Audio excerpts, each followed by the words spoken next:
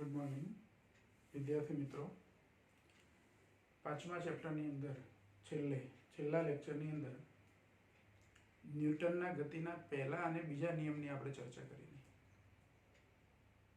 પહેલા નિયમ પરથી બળની વ્યાખ્યા મળે અને બીજા નિયમ પરથી બળનું મૂલ્ય મળે. બીજા નિયમનું સૂત્ર પણ આપણે શીખેલા. F બરાબર dp અપોન dt. ન્યૂટનનો ગતિનો બીજો નિયમ જે હતો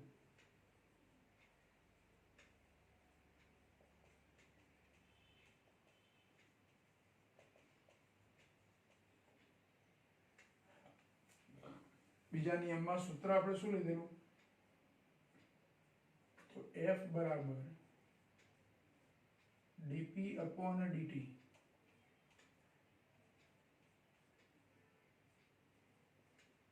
અને બીજું સૂત્ર આપણે લખેલું F બરાબર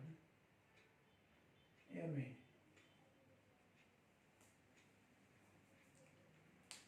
નિયમ શબ્દોમાં શું હતો? બીજો નિયમ. જો બીજો નિયમ બહુ અગત્યનો નિયમ છે આપણા માટે, કારણ કે એના આધારે બધી ગણતરીઓ પણ કરવાની આવશે. આમ તો નિયમમાં F બરાબર k dp અપોન dt એવું લખેલું, પણ k બરાબર 1 ગણી લીધા આપણે. દાખલાઓ ગણતી વખતે કોઈ જ જગ્યાએ આપણે k ની ચિંતા કરવાની નથી. અચળાંક k જે લખેલો એ એક જ લઈએ છીએ આપણે, એટલે એની કોઈ ચિંતા નહીં કરવાની. તમે દાખલા ગણતી વખતે સૂત્રનો ઉપયોગ કરો, આ બંનેમાંથી ગમે તે, તો સૂત્રમાં પણ આપણે k લખવાનો નથી. જો બીજો નિયમ શબ્દોમાં મારે આ સૂત્ર પરથી લખવો હોય તો કોઈ પણ કણના વેગમાનના ફેરફારનો સમય દર તેની પર લાગુ પાડેલા પરિણામી બાહ્ય બળ જેટલો હોય છે, અને આ ફેરફાર એટલે કે વેગમાનનો ફેરફાર એ બાહ્ય બળની દિશામાં જ હોય. વેગમાનનો ફેરફાર એ બાહ્ય બળની દિશામાં હોય. આમ તો સમપ્રમાણમાં હોય છે એવું આપણે કહીએ છીએ, પણ એ કોઈ ફરક પડતો નથી. અચળાંક k બરાબર 1 લઈ લીધું છે. પછી બીજું સૂત્ર, આમાં p બરાબર mv લખીને આપણે આ સૂત્ર પણ લઈ આવવાના. અને આ સૂત્ર લીધું એ વખતે કીધેલું કે કઈ શરત હેઠળ આ સૂત્ર સાચું છે. તો દળ અચળ હોય તો આ બીજું સૂત્ર સાચું છે. હવે ધારો કે આ સૂત્ર પ્રમાણે હું f બરાબર 0 લઉં. આના કેટલાક અગત્યના પોઈન્ટ્સ છે બીજા નિયમના. એ અગત્યના પોઈન્ટની આપણે થોડી ચર્ચા કરી લઈએ, પછી બીજા નિયમના આધારે આપણે દાખલા પણ ગણીશું. બરાબર? તો આ સૂત્ર પરથી જો f બરાબર 0 હોય, f બરાબર 0 લેવાનો મતલબ કે પરિણામી બાહ્ય બળ 0 છે. f બરાબર 0 લઉં તો ma બરાબર 0 થઈ ગયા, પણ m તો 0 હોય નહીં, કોઈ કણ હોય અને દળ તો હોય જ. તો પછી શું 0 થાય? પ્રવેગ 0 થાય. એટલે f બરાબર 0 હોય, જો f બરાબર 0 હોય તો a બરાબર 0 થાય. અને a બરાબર 0 થાય એનો મતલબ શું? કે પ્રવેગ 0 થઈ ગયો. એટલે પદાર્થ પરનું પરિણામી બાહ્ય બળ 0 હોય તો પદાર્થનો પ્રવેગ પણ 0 હોય છે. એટલે આ પહેલા નિયમ સાથે સુસંગત છે.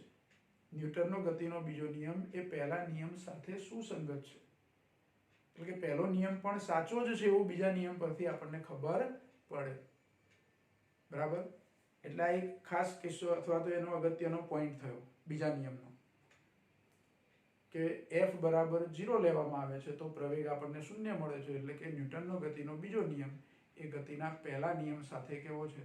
સુસંગત છે. પછી બીજો પોઈન્ટ છે એનો,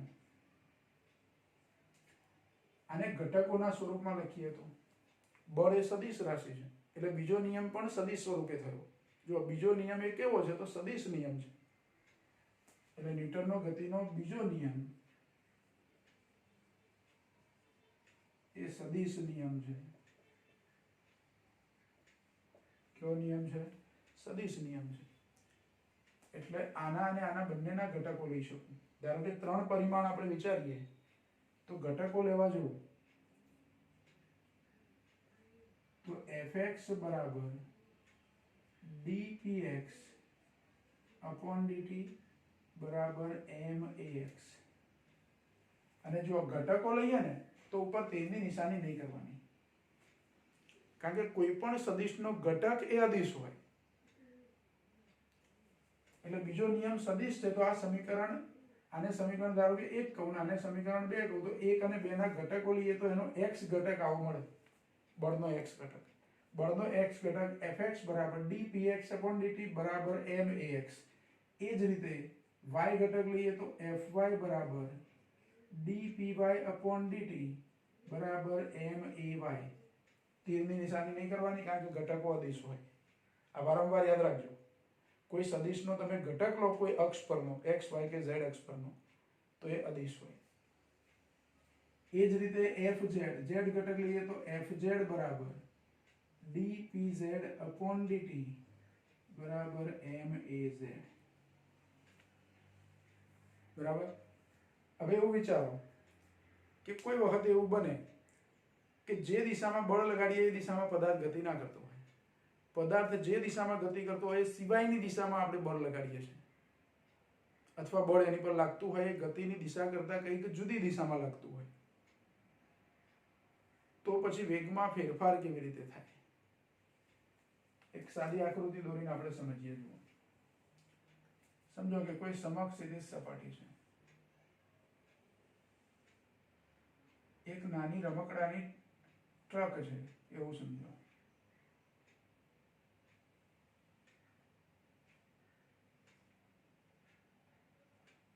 આ એક રમકડાની ટ્રક છે. એક નાનું બાળક એ આ ટ્રક સાથે દોરી બાંધી છે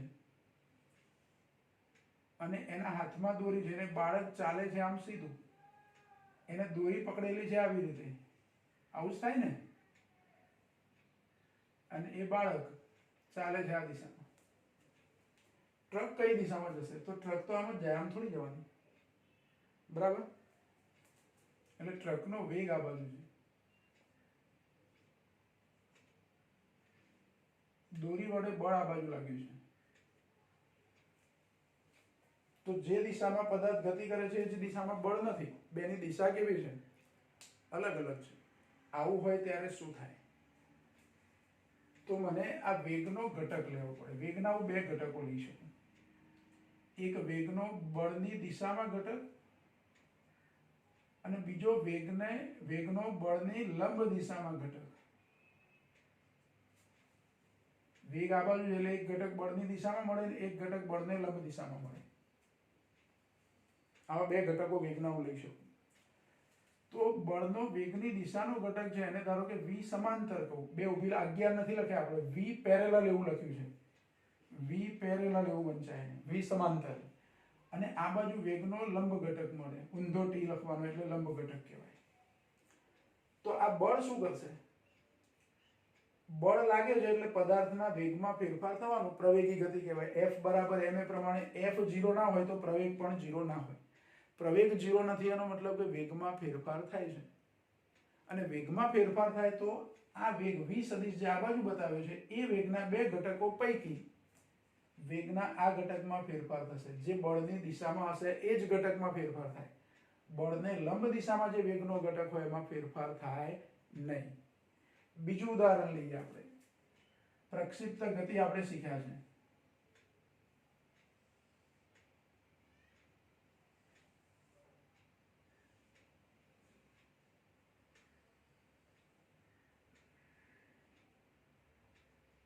આપણે પ્રક્ષિપ્ત ગતિ શીખ્યા. એમાં ધારો કે આ પ્રારંભિક વેગ છે જેને આપણે v0 વડે દર્શાવીએ છીએ.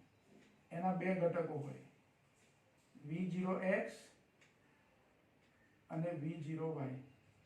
પદાર્થને અહીંથી મેં પ્રક્ષિપ્ત કર્યો. બીજા કોઈ એક સમયે પદાર્થનો વેગ ધારો કે આ બાજુ છે, તો એનાય મને t સમયે વેગના બે ઘટકો મળે. t સમયે વેગનો x ઘટક અને t સમયે વેગનો y ઘટક. આ વેગ v ના બે ઘટકો. પ્રક્ષિપ્ત ગતિમાં કયું બળ લાગે છે?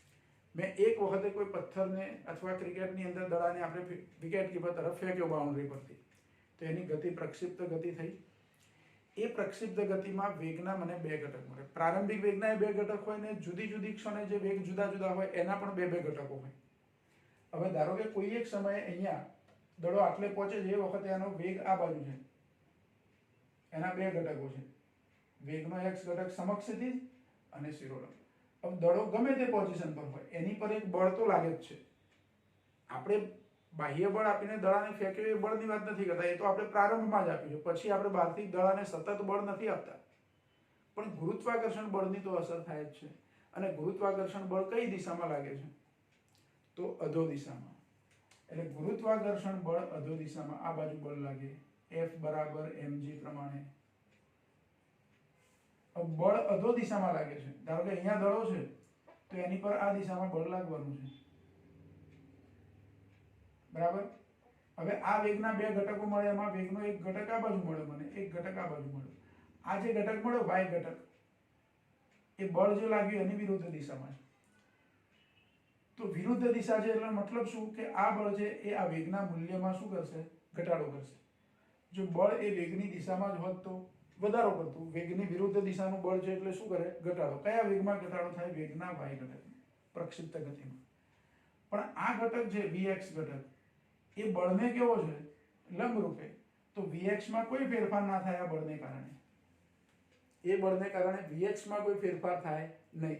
કહેવાનો મતલબ કે બળ જો વેગની દિશામાં ના હોય, આ દિશામાં બળ નથી આપણું, એકચ્યુઅલી વેગ આ બાજુ છે કણનો, સ્પર્શકની દિશામાં, વેગની દિશામાં તો બળ નથી જ. વેગની દિશામાં બળ ના હોય તો વેગના બે ઘટકો મળે, એક બળની દિશામાં અથવા વિરુદ્ધ દિશામાં અને બીજો બળને લંબ દિશામાં. તો અહીંયા બળની વિરુદ્ધ દિશામાં વેગનો એક ઘટક થયો, બીજો ઘટક બળને લંબ રૂપે થયો. વેગની દિશા અથવા વિરુદ્ધ દિશાનો ઘટક છે, દિશામાં હોય તો વેગમાં વધારો, વિરુદ્ધ દિશામાં છે એટલે વેગમાં ઘટાડો. તો વેગનો y ઘટક અહીંયા ઘટે છે એટલે કે એમાં ઘટાડો થાય છે, પણ વેગનો x ઘટક છે એમાં બળને લંબરૂપે છે એટલે કોઈ ફેરફાર નહીં. અને આપણે પ્રક્ષિપ્ત ગતિમાં શીખ્યા છે કે નિયમિત સમક્ષિતિજ વેગ, એટલે કે સમક્ષિતિજ વેગનો x ઘટક 0 સમયે જેટલો હોય એટલો જ t સમય હોય, દરેક સમયે વેગનો x ઘટક અચળ. એટલે ગુરુત્વાકર્ષણ બળને કારણે વેગના x ઘટકમાં કોઈ ફેરફાર થતો નથી, કારણ કે બંને પરસ્પર લંબ છે. તો અહીંયા આપણે કહેવાનો મતલબ એવો છે, ઘટકો તો લીધા આપણે, પણ એ ઘટકોમાં બળ છે એ વેગની દિશામાં ના હોય તો વેગના બે ઘટકો મળે, એક બળની દિશામાં અથવા વિરુદ્ધ દિશામાં અને બીજો ઘટક બળને લંબરૂપે.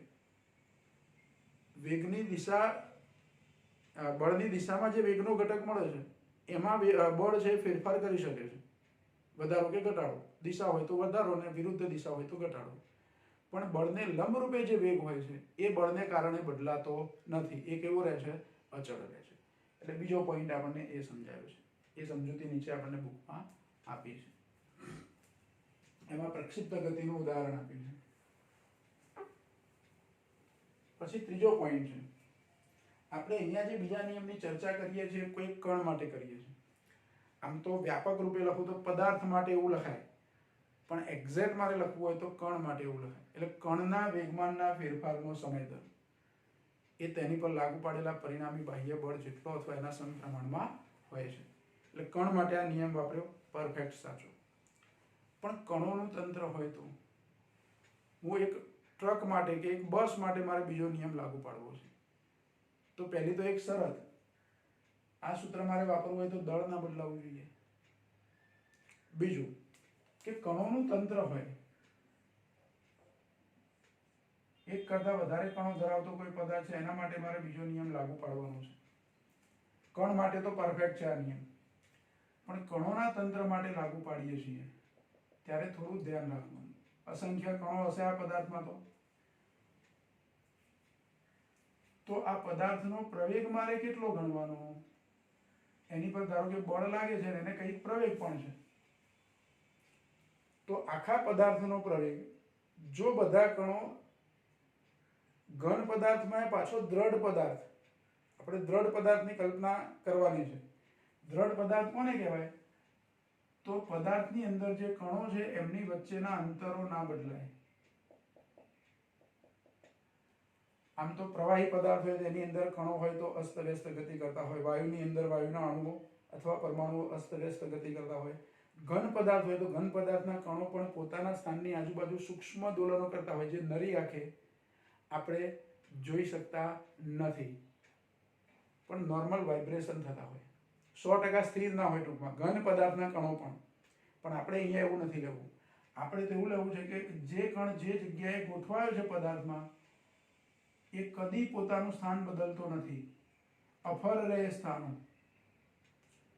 અને એના માટે મારે દ્રઢ પદાર્થની કલ્પના કરવી પડે. કેવો પદાર્થ, દ્રઢ પદાર્થ, રિજિડ બોડી. જો દ્રઢ પદાર્થ અને ઘન પદાર્થમાં શું ફરક? તો આ પેન છે ઘન પદાર્થ છે, આને મારે તોડવી હોય તો તોડી શકું કે ના તોડી શકું? હથોડી મારીને કે ગમે તે રીતે. વ્યવહારમાં એવો કયો પદાર્થ છે ઘન પદાર્થ કે જેને તમે તોડી ના શકો કે એનો આકાર ના બદલી શકો? છે એવો કોઈ પદાર્થ? લોખંડનો ટુકડો હોય તો તમે ગરમ કરો કે ગમે તે કરો, કદાચ સહેલાઈથી તમે એનો આકાર ના બદલી શકો તો ગરમ કરીને આકાર બદલી કાઢો. એને તોડી શકો, ફોડી શકો, આકાર બદલી શકો, ગમે તે કરી શકો. કોઈ પદાર્થ એવો નથી વ્યવહારમાં કે જેનો તમે આકાર ના બદલી શકો અથવા એને તોડી ના શકો. તૂટતો ના હોય તો કરવતીનો ઉપયોગ કરો, હથોડાનો ઉપયોગ કરો, ગમે તે કરો, પણ તૂટી શકે એવો કોઈ પદાર્થ નથી વ્યવહારમાં કે જે ના તૂટી શકે. વ્યવહારમાં સૌથી સખત પદાર્થ કયો? તો હીરો. આપણે હીરાને સખત પદાર્થ કહીએ છીએ. હીરાકણીનો ઉપયોગ કરીએ છીએ. પતરા કાપવાનો હોય, લોખંડના પતરાનું કટિંગ કરવું હોય તો એ હીરાકણીનો ઉપયોગ થાય. એટલે લોખંડ કરતાં તો હીરો સખત થયો. છતાં હીરાને પણ આપણે તોડી શકીએ છીએ. તો પછી દ્રઢ પદાર્થ કોને કહેવાય? દ્રઢ પદાર્થ એ કાલ્પનિક પદાર્થ છે. વ્યવહારમાં આવો પદાર્થ શક્ય નથી. પણ દ્રઢ પદાર્થ જો આપણી પાસે હોય તો ગમે તે કરો એ તૂટે જ નહીં. એક વખત એને એક આકારમાં, ધારો કે આ પેન દ્રઢ પદાર્થમાંથી મેં બનાવી છે, કલ્પના કરો એવી, તો આ પેનનો આકાર હું ના બદલી શકું. ગમે એટલા હથોડા મારું, ગમે એટલી ગરમ કરું, ગમે તે પ્રક્રિયા કરું, કરવતીથી કાપવા જાઉં તો કરવતી તૂટી જાય, પણ આ પેનને કશું ના થાય. એવો દ્રઢ પદાર્થ. તો એક કરતાં વધારે કણોના તંત્રને આપણે આ બીજો નિયમ લાગુ પાડવો હોય તો એ તંત્ર અથવા એ પદાર્થ એ દ્રઢ વસ્તુનો બનેલો છે એવું આપણે લેવાનું. બરાબર? હવે F બરાબર ma પરથી F એ શું છે? તો આ પદાર્થ પર લાગતું પરિણામી બાહ્ય બળ છે.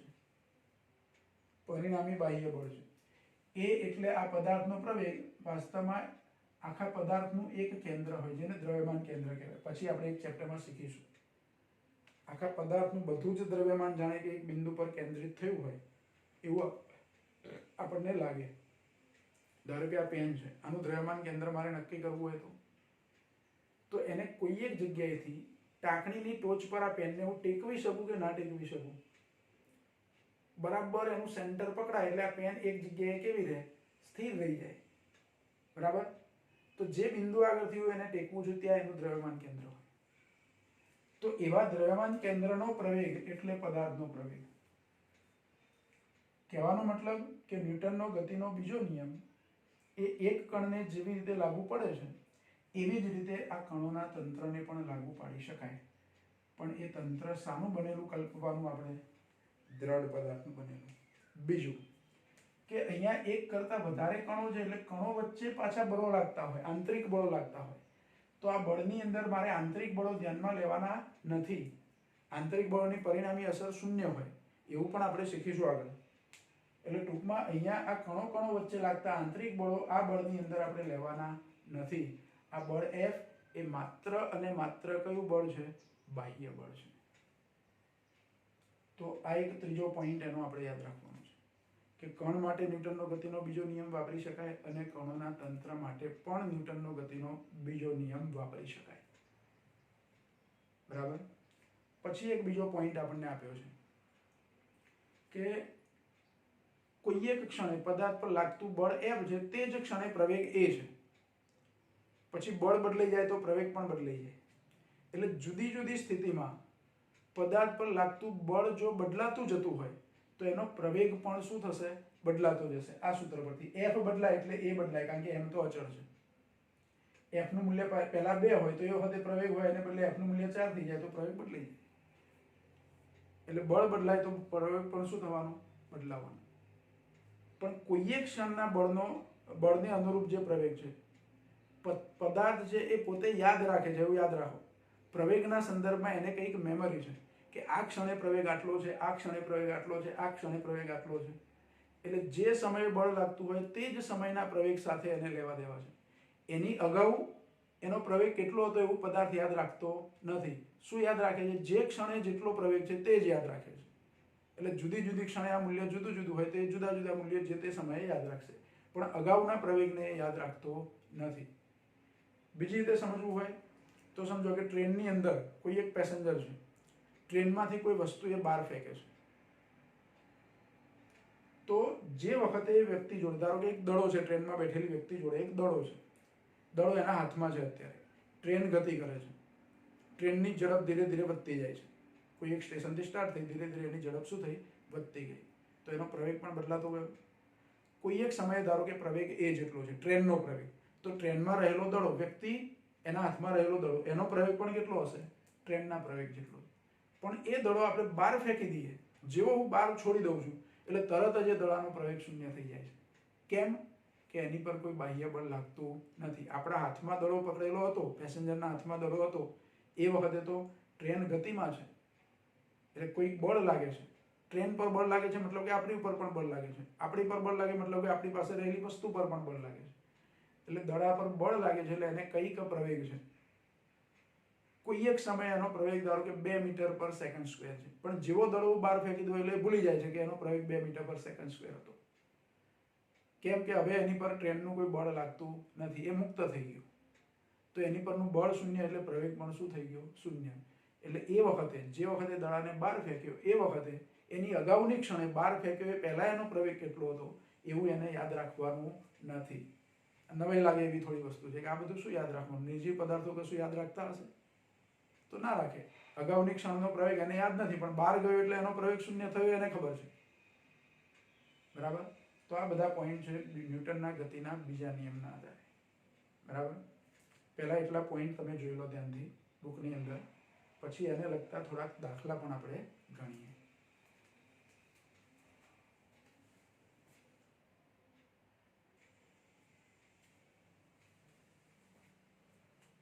જો હવે એક દાખલો આપ્યો છે આપણને, ઉદાહરણ નંબર 5.2. આમ તો ઉદાહરણ નંબર 5.1 છે પણ એમાં સીધો ખાલી જવાબ આપવાનો છે. જો એમાં કેવો પ્રશ્ન છે કે એક અવકાશયાન અવકાશમાં ગતિ કરે છે, અવકાશમાં જાય છે અવકાશયાન, અને અચાનક એમાંથી એક અવકાશયાત્રી છૂટો પડી જાય છે એટલે બહાર આવી જાય છે. પેલા અવકાશયાનમાંથી ધારો કે બહાર આવે અને પછી પેરાશૂટથી નીચે ઉતરી જાય એના જેવું, પણ એ અવકાશયાત્રી અવકાશયાનમાંથી બહાર આવી જાય છે, છૂટો પડી જાય છે એનાથી, તો એનો પ્રવેગ કેટલો હશે? 5.1 ઉદાહરણમાં એવું પૂછ્યું. અને એ અવકાશયાત્રી જે જગ્યાએ બહાર આવી જાય છે ત્યાં બીજા કોઈ ગ્રહના ગુરુત્વાકર્ષણ બળની અસર કે એવું કશું થતું નથી, કોઈ અસર થતી નથી એની પર. તો શું થશે? તો અવકાશયાન પ્રવેગી ગતિ કરે છે, એ પ્રવેગી ગતિ કરતું અવકાશયાન, એમાંથી અવકાશયાત્રી બહાર આવે અને બીજા કોઈ બળોની અસર એની પર જો ના થતી હોય તો એનો પ્રવેગ શૂન્ય હોય. ખાલી જવાબ આવો આપવાનો છે કે પ્રવેગ કેટલો હોય એનો શૂન્ય, કોઈ ગણતરી એમાં કરવાની નથી. બરાબર. એટલે 5.1 એવો પ્રશ્ન છે ઉદાહરણ. 5.2 ની અંદર m બરાબર 0.04 kg એટલે 40 ગ્રામ થયું. 40 ગ્રામ અથવા 0.04 કિલોગ્રામ દળ ધરાવતી એક બુલેટ આટલા વેગથી ગતિ કરે છે, 90 મીટર પર સેકન્ડના વેગથી ગતિ કરે છે, અને એક લાકડાના બ્લોકને અથડાય છે. લાકડાના બ્લોકને અથડાયા પછી લાકડાના બ્લોકની અંદર કેટલી ઊંડે સુધી જાય છે? તો 60 સેન્ટીમીટર અંદર સુધી જાય છે. કેટલી અંદર જાય છે? 60 સેન્ટીમીટર. પછી એટલે જઈને અટકી જાય છે. લાકડાનો બ્લોક બહુ મોટો છે એવું યાદ રાખો, કારણ કે જો 60 સેન્ટીમીટર તો ઊંડી જાય છે છતાં આરપાર નીકળી ગઈ નથી, એટલે એક મોટો બ્લોક છે લાકડાનો. એવા બ્લોકને અથડાય છે, એ બ્લોકમાં 60 સેન્ટીમીટર અંદર ઊંડે જઈને અટકી જાય છે. તો એ લાકડાના બ્લોક વડે ગોળી પર કેટલું અવરોધક બળ લાગ્યું હશે એ F શોધી કાઢવાના છે. શું શોધવાનું? F શોધી કાઢવાના. જો લાકડાના બ્લોકની અંદર ધારો કે આ ટેબલની કોઈ સપાટી છે અને એની પર એક મોટો લાકડાનો બ્લોક આપણે મૂકેલો છે.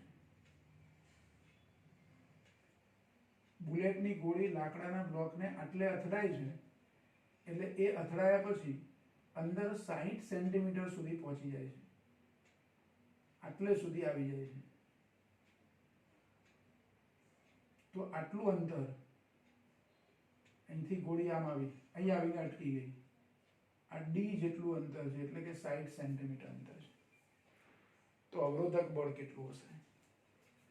હવે અહીંયા ગોળી દાખલ થાય એ વખતે એનો વેગ આટલો હતો અને અહીંયા એનો વેગ 0 થઈ ગયો, એટલે અહીં એનો જે વેગ છે v0 જેટલો છે, અને અહીંયા એનો અંતિમ વેગ v બરાબર 0 થઈ જાય છે. અને એની ગતિ એના વેગમાં ધીરે ધીરે ઘટાડો થાય છે તો જ સ્થિર થાય અમુક અંતરે, એટલે એની ગતિ પ્રતિપ્રવેગી ગતિ છે. કેવી ગતિ છે? પ્રતિપ્રવેગી ગતિ છે. અને બીજું આમાં પ્રવેગ આપણે અચળ લઈએ એટલે અવરોધક બળ પણ આપણને અચળ મળે જે સરેરાશ જેટલું હોય. તો અહીંયા અચળ પ્રવેગી ગતિનું સમીકરણ છે આપણી જોડે.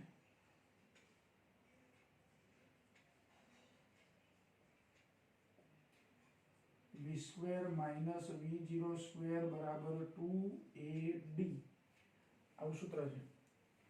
તો આમાંથી મારે d આપ્યા છે, v આપ્યા છે, v ખબર છે આપણને, v0 આપ્યા છે, એ શોધી કાઢવા છે. તો જુઓ v બરાબર અંતિમ વેગ 0 લેવાનો માઇનસ v0 કેટલા છે? તો 90 મીટર પર સેકન્ડ એનો વર્ગ એટલે 90 નો વર્ગ બરાબર 2a d નું મૂલ્ય કેટલું? 0.6. એટલે આ જવાબ આપણને માઇનસમાં મળશે. 2 ગુણ્યા 0.6 6 દુ 12 એટલે 1.2 એ આના નીચે લઈ જવાનું એટલે a બરાબર માઇનસ 90 નો વર્ગ એટલે 90 ગુણ્યા 90 અથવા 9 9 81 એટલે 8100 8100 ભાગ્યા 1.2 એટલે આપણને પ્રવેગ મળશે જે નેગેટિવ હશે એટલે વેગમાં ટૂંકમાં ઘટાડો થાય છે.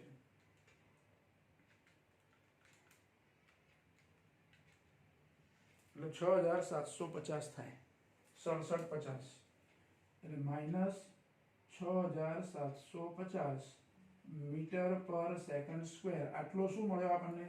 પ્રવેગ મળ્યો. બરાબર. હવે આ જે પ્રવેગ મળ્યો એને આધારે અવરોધક બળ શોધવાનું. બુલેટ જે છે બંદૂકમાંથી છૂટેલી ગોળી એની પર લાગતું અવરોધક બળ એટલે વેગમાં ઘટાડો કરે છે. બ્રેક લગાવી ટૂંકમાં ગોળી પર શું લાગી? બ્રેક લાગી ગઈ એની ગતિ પર એટલે અવરોધક બળ F બરાબર ma. હવે અહીંયા a નું મૂલ્ય હું માઇનસ નિશાની ના લઉં કારણ કે આપણે બળ શોધવું છે, એનું મૂલ્ય શોધવું છે, તો માઇનસ ના લઈએ. દળ કેટલું આપ્યું છે આપણને? 0.04 બુલેટનું દળ આપ્યું છે અને પ્રવેગ 6750 એટલે આ બેનો ગુણાકાર થાય એટલું અવરોધક બળ લાગે એટલે 6750 ગુણ્યા 0.04 એટલે 270 ન્યૂટન થાય. બળ કેટલું આવે? 270 ન્યૂટન. F બરાબર આ ગતિ અવરોધક બળ થયું. આમ તો નિશાની માઇનસ લઈએ તો માઇનસમાં લખાય પણ આપણે એનું ખાલી મૂલ્ય લઈએ છીએ. એટલે બંદૂકની ગોળીનો જે દિશામાં વેગ છે, જે દિશામાં ગતિ કરે છે એની વિરુદ્ધ દિશામાં આ બળ છે. અને બીજું આપણે અહીંયા એક તો બે વસ્તુ લીધી, અચળ પ્રવેગી ગતિ લીધી અને બીજું કે એ પ્રવેગ અચળ લીધો એટલે બળ આપણને સરેરાશ મળ્યું. કદાચ એવું બની શકે કે લાકડાનો જે આ લાકડું જે છે એ કોઈ જગ્યાએ થોડું પોચું હોય, થોડું કોઈ જગ્યાએ કઠણ હોય તો બળ જુદું જુદું હોઈ શકે અવરોધક બળ. એટલે આપણે આ સરેરાશ અવરોધક બળ લીધું. કેવું લીધું? સરેરાશ અવરોધક બળ. એટલે જરૂરી નથી કે દરેક બિંદુ પાસે આટલું બળ લાગતું હશે, એમાં થોડો ફેરફાર હોઈ શકે પણ આપણે આ સરેરાશ આવું બળ ગણવાનું. જો પછી એના પછીનો દાખલો છે ઉદાહરણ 5.3. અહીંયા જ આપણે ગણીએ ઉદાહરણ 5.3. એમાં એક પદાર્થની ગતિનું સમીકરણ આપ્યું છે. ગતિનું સમીકરણ આવું આપ્યું છે, y બરાબર ut plus half gt square આવું સૂત્ર આપ્યું છે. અને પછી આની પરથી એવું પૂછ્યું છે કે m દળનો કોઈ પદાર્થ છે એવું સમજો. પદાર્થનું દળ m છે. m દળના પદાર્થની ગતિનું સમીકરણ y બરાબર ut plus half gt square. Actually આ સમીકરણ કોના જેવું છે? તો x બરાબર v0t plus half at square જેવું. એટલે અચળ પ્રવેગી ગતિ છે. કેવી ગતિ છે? અચળ પ્રવેગી ગતિ. એનું સમીકરણ આપ્યું છે. આ પ્રશ્નમાં આપ્યું છે. હવે પ્રશ્ન આપણને એવો પૂછ્યો છે કે પદાર્થ પર લાગતું બળ કેટલું હશે. પદાર્થનું દળ કેટલું છે આપણે m જેટલું લેવાનું. એટલે જો પ્રશ્ન અહીંયા આપ્યો છે જોઈ લઈએ કે m દળના પદાર્થનું ગતિનું સમીકરણ y બરાબર ut plus half gt square છે તો એ પદાર્થ પર લાગતું બળ કેટલું હશે. એટલે પ્રશ્નમાં આપણને પદાર્થનું દળ m છે એવું કીધું છે. બરાબર. એટલે અહીંયા લખીએ આપણે પદાર્થનું દળ m જેટલું છે. ગતિનું સૂત્ર આપ્યું છે એની પરથી એના બળનું સૂત્ર તૈયાર, એટલે બળ કેટલું છે એ કહેવાનું છે, એટલે બળનું સૂત્ર તૈયાર કરવાનું છે. તો આ જે સમીકરણ આપ્યું છે એને હું નંબર આપી દઉં 1 અને આપણે લખીએ, કારણ કે જો દળ આપ્યું હોય અને બળ શોધવું હોય તો a ની જરૂર પડે. આ સૂત્ર પ્રમાણે F બરાબર ma કરવાનું છે આપણે, એટલે a તો મારે શોધવા પડે. સ્થાનાંતર, આ તો સ્થાનાંતર આપ્યું છે, y એટલે સ્થાનાંતર. એનું એક વખત વિકલન કરીએ તો વેગ મળે અને બીજી વખત વિકલન કરીએ તો પ્રવેગ મળે. એટલે આપણે શું કરીશું, સમીકરણ 1 નું t ની સાપેક્ષે વિકલન કરતા, જો t ની સાપેક્ષે આનું શું કરીએ આપણે, વિકલન કરીએ, તો dy upon dt આવું લખાય ડાબી બાજુ. હવે આમાં u v0 ને બદલે u લીધા છે પણ અચળ હોય, એટલે અચળ પદ એમના એમ લખી દેવાનું. t નું વિકલન t ની સાપેક્ષે, તો t નું વિકલન, t ની ઉપર એક ઘાત છે એટલે એનો જવાબ 1 થાય, એટલે t નું વિકલન 1 થયું, પ્લસ 1/2 g અચળ, t² નું વિકલન થાય 2t, બરાબર. અને dy upon dt એટલે તો વેગ થાય. શું થાય, વેગ. હવે અહીંયા u ગુણ્યા 1 એટલે u, પ્લસ આ 2 2 જતા રહે એટલે gt વધે. જો આ સમીકરણ કોના જેવું થયું, આને હું નંબર 2 આપી દઉં, v બરાબર v0 પ્લસ at જેવું થયું. એને બદલે અહીંયા g આપ્યા છે, ગુરુત્વ પ્રવેગ. આ વેગ મળ્યો, હજુ તો મારે પ્રવેગ જોઈએ છે, તો ફરી આનું શું કરવાનું, વિકલન. એટલે ફરી આપણે લખીએ કે સમીકરણ 2 નું, હવે સમીકરણ 2 નું t ની સાપેક્ષે વિકલન કરતા, એટલે સમીકરણ 2 નું t ની સાપેક્ષે આપણે વિકલન કરીએ તો ડાબી બાજુ શું થશે, તે ડાબી બાજુની અંદર આવશે dv upon dt બરાબર. હવે આ u તો અચળ છે, પ્રારંભિક વેગ અચળ છે, એ વેગ બદલાતો નથી, તો આ u અચળ છે, અચળનું વિકલન શું થાય, 0 થાય, પ્લસ g અચળ, t નું વિકલન t ની સાપેક્ષે કેટલું થાય, 1, અહીંયા t છે ખાલી, t નું વિકલન 1 થાય, અને dv upon dt એટલે પ્રવેગ થાય, એટલે a બરાબર શું થઈ ગયું, g. એટલે આ પદાર્થનો પ્રવેગ કેટલો છે, ગુરુત્વ પ્રવેગ જેટલો. પ્રવેગ કેટલો છે, ગુરુત્વ પ્રવેગ જેટલો. હવે પદાર્થની ગતિનું સમીકરણ, જે બળ છે એનું, પદાર્થ પર લાગતું બળ, પદાર્થ પર લાગતું બળ F બરાબર ma સૂત્ર પરથી a ની જગ્યાએ મારે શું લખી દેવાનું, g, એટલે F બરાબર mg. પદાર્થ પર આટલું બળ લાગે છે એવું કહેવાય, બરાબર.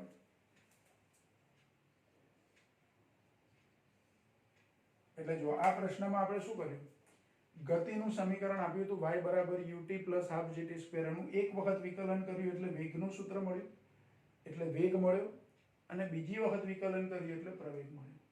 અને પ્રવેગના સૂત્રમાં તમે જુઓ તો સમય નથી, એકલો જ છે, એટલે આ પ્રવેગ કેવો, અચળ પ્રવેગ. પ્રવેગ અચળ હોય તો બળ પણ કેવું હોય, અચળ હોય. પ્રવેગ અચળ હોય તો બળ પણ અચળ મળે આપણને.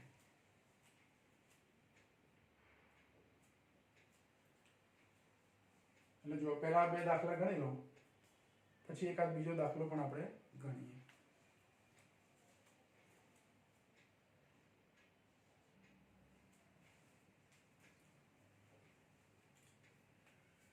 જો હવે ન્યૂટનના ગતિના બીજા નિયમ પર આધારિત જ બીજો એક વધારાનો દાખલો ગણીએ. આપણે એક્સ્ટ્રા એવું લખ્યું, જૂની બુકનો પ્રશ્ન છે, આપણી બુકમાં પ્રશ્ન આપ્યો નથી, પણ પ્રશ્ન કેવો છે, તો એક લીસી સમક્ષિતિજ સપાટી છે, એ સપાટી પર 40 કિલોગ્રામ દળનો એક પદાર્થ, કેટલા કિલોગ્રામ, 40 કિલોગ્રામ દળનો પદાર્થ, એનો વેગ 6 સેકન્ડની અંદર 5 મીટર પર સેકન્ડમાંથી ઘટીને 2 મીટર પર સેકન્ડ થાય છે. એટલે એક પદાર્થ ગતિ કરે છે, સપાટી સમક્ષિતિજ છે,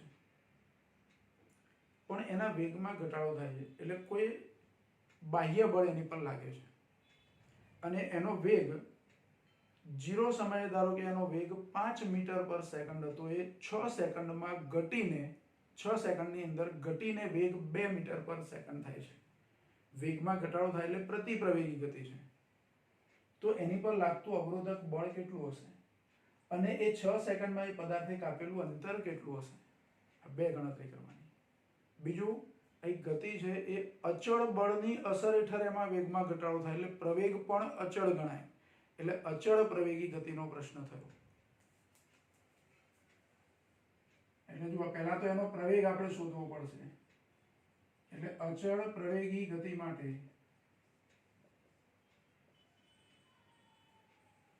અચળ પ્રવેગી ગતિ લેવાની. તો અચળ પ્રવેગી ગતિ માટે આપણી જોડે v, v0 અને t આપ્યા છે. તો એની પરથી પહેલું સૂત્ર અચળ પ્રવેગી ગતિનું v બરાબર v0 પ્લસ at, એની પરથી a શોધી કાઢીએ.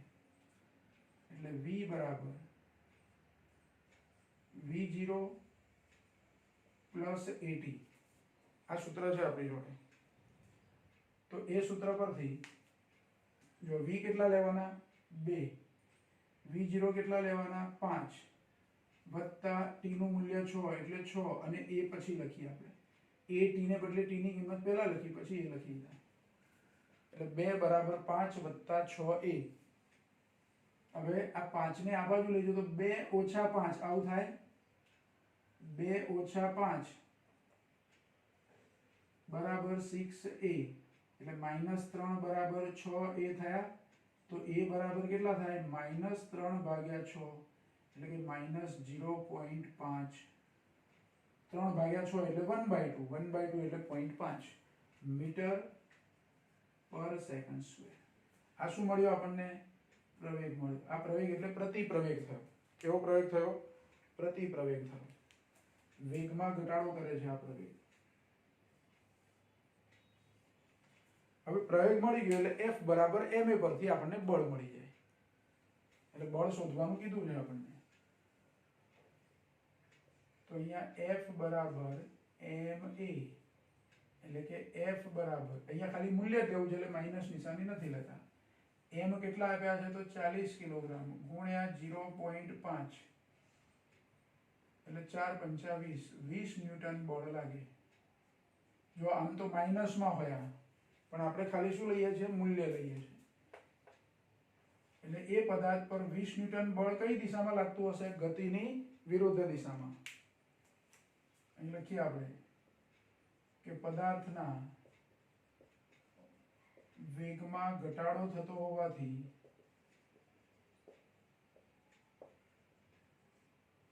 વીસ ન્યૂટન બળ એ પદાર્થની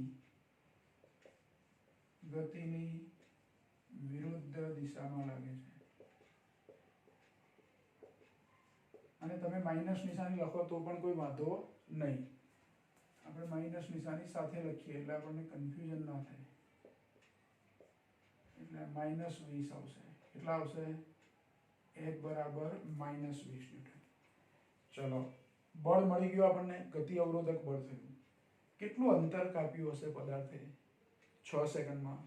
તો બીજું સૂત્ર x બરાબર v0t plus half at square. એમાં એ આપણે શોધી કાઢ્યા છે. t આપેલા છે, v0 આપેલા છે. બરાબર? એટલે બીજો પ્રશ્ન છે એમાં x બરાબર v0t plus half at square. v0 કેટલા છે? તો 5 પ્રારંભિક વેગ એનો. સમય કેટલો લેવાનો છે? 6 સેકન્ડ પ્લસ 1/2 ગુણ્યા -0.5 અને અહીંયા 6 નો વર્ગ. જો આ 1/2 એની જગ્યાએ -0.5 લખ્યા, 6 નો વર્ગ લખવાનો, સમય 6 સેકન્ડ લેવાનો. એટલે 6 પંચા 30. હવે આ નિશાની માઇનસ એટલે અહીંયા માઇનસ થઈ જાય. હવે જુઓ 6 નો વર્ગ 36 થાય અને આ 1/2 કહેવાય. આ 1/2 છે, 1/2 એટલે 1/4 થઈ જાય ગુણ્યા 36. નિશાની માઇનસ કરી દીધી આપણે. હવે 36 ભાગ્યા 4 એટલે 9. 9 વધે એટલે 30 માઇનસ 9 આવું થાય. 30 માઇનસ 9 એટલે જવાબ કેટલો આવે? 21 મીટર. પદાર્થે કેટલું અંતર કાપ્યું હશે 6 સેકન્ડમાં? 21 મીટર અંતર કાપ્યું હશે.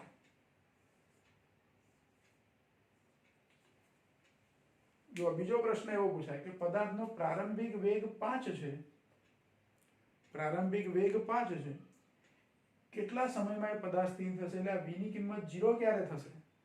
તો ફરી આ સૂત્ર લેવાનું, એમાં a નું મૂલ્ય -1/2 લેવાનું. જો આવો પ્રશ્ન પૂછાય કે એ પદાર્થ સ્થિર ક્યારે થશે, પૂછ્યું નથી આ પ્રશ્નમાં, પણ આપણે જસ્ટ સમજવું હોય તો કે v બરાબર v0 પ્લસ at માં સ્થિર થાય એટલે અંતિમ વેગ 0. v0 તો 5 આપ્યા જ છે, અહીંયા માઇનસ a ની કિંમત 1/2, 0.5 એટલે 1/2 ઇન્ટુ t. આ 1/2 t આ બાજુ લઈ જવું તો 1/2 t બરાબર 5, તો t બરાબર 5 × 10. કેટલા સમયમાં એ પદાર્થ સ્થિર થશે? 10 સેકન્ડમાં. પ્રારંભિક વેગ એનો 5 મીટર પર સેકન્ડ છે, એટલે 0 સમય ગણાય. 0 સમયનો વેગ 5 મીટર પર સેકન્ડ હતો, એનો પ્રવેગ જો -1/2 અથવા 0.5 હોય તો 10 સેકન્ડમાં એ પદાર્થ શું થઈ જાય? સ્થિર થઈ જાય. પછી એ 10 સેકન્ડમાં કાપેલું અંતર કેટલું હશે? તો મારે t બરાબર 10 લઈને ફરીથી આ સૂત્ર વાપરવાનું. અહીં t બરાબર 10 લો એટલે 10 × 5 એટલે 50 થયા. અહીંયા t બરાબર 10 લો એટલે 10 નો વર્ગ 100 એટલે અહીંયા 100 100/4 એટલે 25.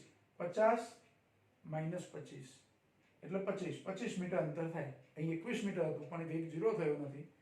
વેગ 0 થાય ત્યારે ટોટલ એને 25 મીટર અંતર કાપ્યું હશે. બરાબર? તો આ એક વધારાનો પ્રશ્ન છે, પણ અહીંયા આપણે ન્યૂટનનો ગતિનો બીજો નિયમ વાપર્યો. એટલે ત્રીજું ચેપ્ટર અને ચોથું ચેપ્ટર, ત્રીજા ચેપ્ટરનું અને આ પાંચમા ચેપ્ટરનું, એ બે શું કરે આપણે ભેગા કર્યા, અચળ પ્રવેગી ગતિ અને ન્યૂટનનો ગતિનો બીજો નિયમ. એટલે આ દાખલો ખાસ તમે ગણી રાખો, કારણ કે આપણી એનસીઈઆરટીની બુકમાં આપ્યો નથી, જૂની બુકમાંથી આ રકમ લીધી આપણે. પણ સમજવા જેવો પ્રશ્ન. નીટ અથવા JEE ની અંદર પણ આવા પ્રશ્નો આપણને પૂછી શકાય. તો આજનું કામ અહીંયા આપણે સ્ટોપ કરીએ છીએ. બરાબર? હવે આગળની થિયરી નેક્સ્ટ લેક્ચરમાં આપણે સમજીશું.